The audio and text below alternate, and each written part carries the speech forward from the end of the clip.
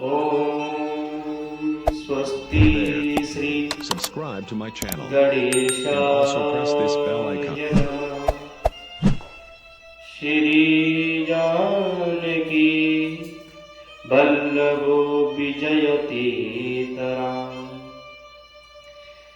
Sri Sadguru Charanakamaleभ्यो नमः जानकी परमहंसाय नमः। गुरुर्ब्रह्मा गुरुर्विष्णु गुरुर्देवो महेश्वरा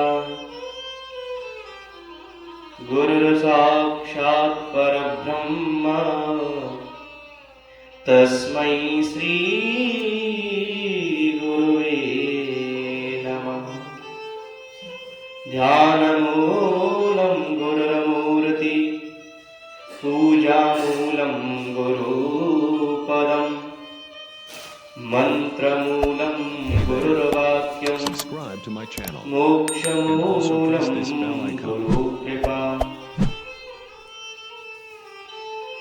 गोविंद मेरी यही प्रार्थना है, भूलूं न मैं नाम कभी तुम्हारा, निष्काम होके मैं दिन रात गाऊं गोविंद दामोदर माधवेति। देहांत काले प्रभु सामने हो, वंशी बजाते मन को लुभाते, गाता यही नाथ में तन को त्यागो गोविंद दामोदर माधवेति। गोविंद दामोदर माधवेति। अर्चनीय वंदनीय परम पूजनीय प्रातः स्मरणीय धर्मनिष्ठ कर्मनिष्ठ तपोनिष्ठ धर्म की माताएं और बहनें, सर्वप्रथम मैं अपने माता पिता के चरणों में नमन करता हूं जिन्होंने मुझे इस पावन भूमि पर जन्म दिया। तत्पश्चात मैं श्रद्धा गुरु के चरणों में नमन करता हूं जो हमें आत्मा से और परमात्मा तक मिलाने में और भक्ति मार्ग का दर्शन कराती है। तत्पश्चात मैं शिक्षा गुरु के चरणों में नमन करता हूं जो हमें शिक्षा का मार्गदर्शन कराते हैं। परम मंगलमय परात्पर परम अखिलेश्वर अकारण करुणा वरुणालय तटत विनिंदित पीतांबरधारी Shri There. Subscribe to my भक्तवांछा channel. Kalpataru Also press this bell icon. भगवान श्री हरि की वांगमयी प्रतिस्वरूपा जो कि श्रीमद् भागवत सप्ताह ज्ञान यज्ञ है। आइए हम और आप सभी मिलकर के श्रीमद् भागवत रसामृत में प्रवेश करें ताकि हमारा और आपका जीवन भी इस संसार सागर से कृतार्थ हो। देखिए, चाहे हम इस जीवन में, देखो पंच भौतिक जीवन में कितने भी सत्कर्म कर लें, परंतु जब तक हम अपने गुरु की शरण में नहीं गए, अपने गुरु के तक नहीं गए, अपने गुरु के पास नहीं गए, तब तक जीव का कल्याण नहीं हो सकता है। चाहे वो कितना भी तपस्वी क्यों ना हो, चाहे उसने अपने जीवन में कितनी भी तपस्या क्यों नहीं कर ली, जब तक हम अपने गुरु की शरण में नहीं जाएंगे, ना तो हमें भक्ति मार्ग का मार्गदर्शन हो सकता है और ना ही हमें संसार सागर से तरण हो सकते हैं। आप सभी यहां पर श्रीमद् भागवत रस स्वादन करने के लिए आए, आपने श्रीमद् भागवत श्रवण तो की, परंतु उससे आपका कल्याण नहीं होगा महाराज। कल्याण आपका तभी हो सकता है, पहले आप अपने गुरु की शरण में जाओगे, उसके बाद में आप भक्ति के मार्गदर्शन पर चलोगे या भक्ति पर चलोगे और भक्ति को अपने अंतःकरण में उतारोगे, तभी आपका कल्याण हो सकता है, अन्यथा कोई कल्याण नहीं होने वाला महाराज। गुरु के जब से संसार में कल्याण करने वाले हैं, जैसे तुलसीदास जी चौपाई में लिखते हैं रामायण जी में, गुरु बिन भवन निधि तरई न कोई, जो निरंतर शंकर सम होई। गुरु के बिना संसार सागर से जीव पार नहीं हो सकता महाराज। जो विरक्त शंकर सम हुई, चाहे वो ब्रह्मा शंकर और 33 कोटि देवताओं जैसा तपस्वीवान क्यों ना हो, जब तक वो अपने गुरु की शरण में नहीं जाएगा, तब तक उसका हमारा कल्याण होने वाला नहीं, चाहे वो कितना भी सत्कर्म कर ले। इसलिए अगर आपको अपना कल्याण करना है तो पहले अपने गुरु की शरण में तो जाना पड़ेगा। गुरु की शरण में तब जा पाओगे जब आप श्रद्धा के मार्गदर्शन पर चलोगे। श्रद्धा के मार्गदर्शन पर तब चलोगे तो आपके अंदर श्रद्धा उत्पन्न होगी।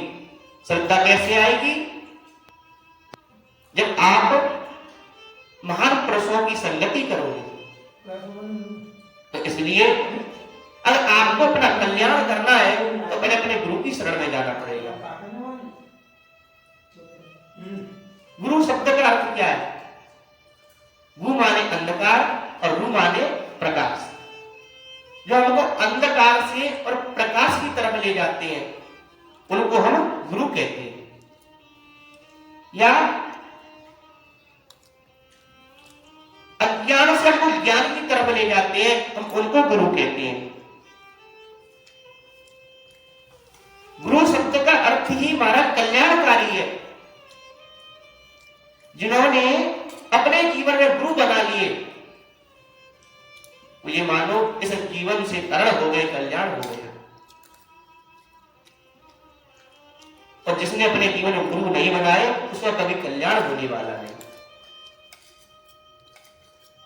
सबसे ज्यादा तत्व की बात तो यह है महाराज कि आप गुरु तो बनाओगे, परंतु गुरु भी देखकर के बनाना चाहिए कि हमारा कल्याण कर सकता है या नहीं कर सकता। अगर आपने ऐसे गुरु बना लिए कि जो साधु नहीं बल्कि स्वादु है, जो जीव का स्वाद लेते हैं, तो उनसे आपका कल्याण होने वाला नहीं। चाहे आप कितने भी गुरु मंत्र का जाप कर लो या गुरु भक्ति कर लो, गुरु आपको ऐसा बनाना है जो आपका कल्याण कर सके, इस संसार सागर से आपका कल्याण हो सके। जैसे बड़े बूढ़े कहते हैं ना कि पानी पियो छान के और गुरु बनाओ जानकर। पानी हर समय छान कर ही पीना चाहिए और गुरु हमेशा हमको जानकर ही बनाना चाहिए, तभी हमारा कल्याण हो सकता है, अन्यथा हमारा कल्याण होने वाला है।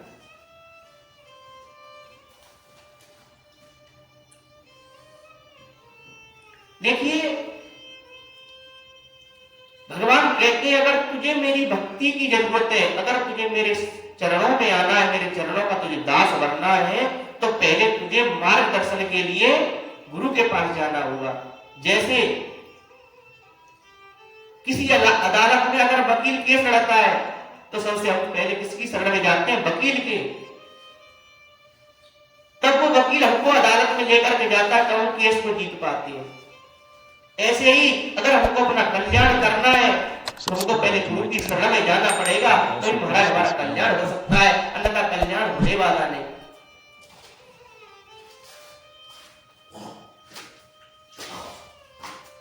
इसलिए आपको गुरु अवश्य बनाने चाहिए। जिन भक्तों ने, जिन महान पुरुषों ने अपने गुरु नहीं बनाए, उनको गुरु दीक्षा अवश्य लेनी चाहिए। मेरे गुरु जी कहते हैं कि बेटा, अगर कोई भी इंसान अपने जीवन में गुरु नहीं बनाता, गुरु मंत्र नहीं लेता, उसका कभी कल्याण नहीं होता, चाहे वो अपने मन में कितना भी विद्वान क्यों ना सही, कभी कल्याण नहीं हो सकता। कल्याण तभी हो सकता है जब अपने मन में, अपने अंतःकरण में एक गुरु का श्रद्धा पाएगा, गुरु की भक्ति को प्रवेश करेगा। इसलिए गुरु हमेशा बनाना चाहिए। एक भक्त का बड़ा सुंदर भाव है, गुरु के प्रति आप उसे श्रवण करें कि लिखने वाले तू होकर दयाल लिख दे, मेरे हृदय में सत्य गुरु का प्यार लिख दे, कि माने पर लिख दे ज्योति गुरु की, नैनों में उनका दीदार लिख दे, लिखने वाले तू होकर दयाल लिख दे। कि जो भी हमारे हाथों से चाहे गलत कार्य हो रहा सही, चाहे सही कार्य हो रहा सही, अगर हमारे गुरु उसमें है, हमने गुरु दीक्षा ले रही है, तो हमारा कल्याण होना निश्चित है। इसलिए अपने जीवन में हर जीव को गुरु बनाने चाहिए।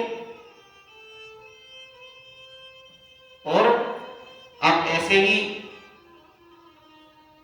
रोजाना इस YouTube पर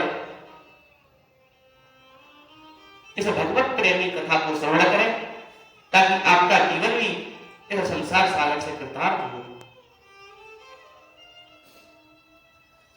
क्योंकि इस कलयुग में कथा तो बहुत सी चल रही है और हो भी रही है, परंतु कथा वही है जिस कथा को आप अंतःकरण में उतारोगे या अपने अंदर इस पंचभौतिक शरीर में उतारोगे। कथा का कोई तत्व महान नहीं है, केवल समझने का फर्क है। केवल अगर आप उस कथा को अपने जीवन में प्रेम से उतारते हो तो वही कथा आपके लिए कल्याणकारी है। और उस कथा को अपने जीवन में आप निकृष्ट भाव से उतारोगे तो वही कथा आपके लिए कल्याणकारी नहीं है। इसलिए ये भगवान की बाल लीलाओं की कथाएं, इनको आप जितने प्रेम से श्रवण करोगे, जितने प्रेम से अपने अंदर उतारोगे, आपका बहुत जल्दी महाराज कल्याण होगा। इसलिए आप अपने जीवन में इन कथाओं को प्रेम से उतारिए, ताकि आपका भी जीवन इस कल्याण से निवृत्त होकर के आप वैकुंठ धाम के लिए चले जाएंगे। आज की कथा को हम यहीं विराम देते हैं। आगे की कथा कल होगी, इसलिए आप सभी मेरी कथा को ऐसे ही श्रवण करते रहें और मेरे चैनल को ज्यादा से ज्यादा लाइक करें, सब्सक्राइब करें, ताकि मेरी कथाएं आप मेरे भक्तों के पास जल्दी से जल्दी आती रहे। जय जय श्री राधे, जय जय श्री कृष्ण।